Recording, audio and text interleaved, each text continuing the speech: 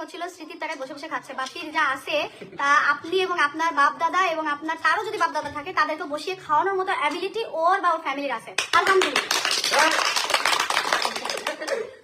আর সিয়ামেরও আছে, সিয়াম কাউকে দিয়ে উপরে উঠে নাই, উঠতে হবে না, ভিডিও করে টাকা ইনকাম করতে হবে না। ঠিক আছে, ইভেন আমাদের সবারই আছে, আমরা নিজেরা ভিডিও করলে মিলিয়ন মিলিয়ন ভিউজ হয়, আলহামদুলিল্লাহ। আমাদের কারোর মাধ্যমে আরো বেশি আমাদের কোনো লিডার লাগবে না।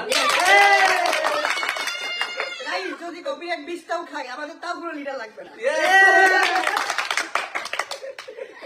আসলে ভাই এখনকার যুগটাই এরকম, ঠিক আছে? আপনাকে উচিত কথা বলবেন, আপনাকে ধরেন আপনি একজনের বিরুদ্ধে উচিত কথা বলছেন, আপনাকে হয় রাস্তাঘাটে ধরে মারবে বা শাসাবে। আপনি যদি ভিডিও করেন আপনাকে ফেক কপিরাইট দিবে, পেজ নাও থাকতে পারে, পেজ নষ্ট। আসলে কি জানেন, মানে আপনি যে সত্য বলবেন, উচিত কথা বলবেন, এই যুগটাই এখন বাংলাদেশে নাই।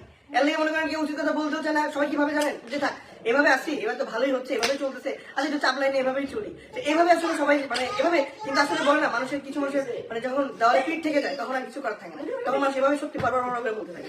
আমাদের আসলে বিষয় এভাবে গেছে। লেক্সেসি এত খারাপ এরা, আমরা কি করলাম? আমরা উচিত কথা বলছি।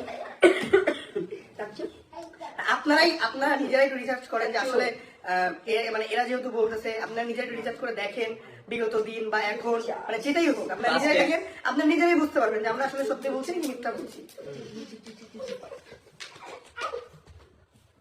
আসলে আমরা কারো টাকা খাইও না, কারো টাকা চলিও না, কারো মানে পায়ে তেল মেরেও চলি না।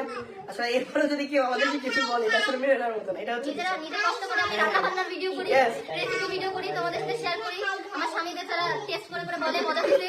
এভাবে আমরা ভিউজ কামাই, আমরা অন্য কোনো ভিউজ কামাই না, কামাতে চাচ্ছিও না। আর কি আমি বিয়েতে আসছি, আমি অবশ্যই ভিডিও করবো, যেহেতু আমি ভিডিও করি, ভিডিও করতেছি, ভিডিওর মাঝে স্লিমিংকে দেখাচ্ছি, ইনকাম হচ্ছে।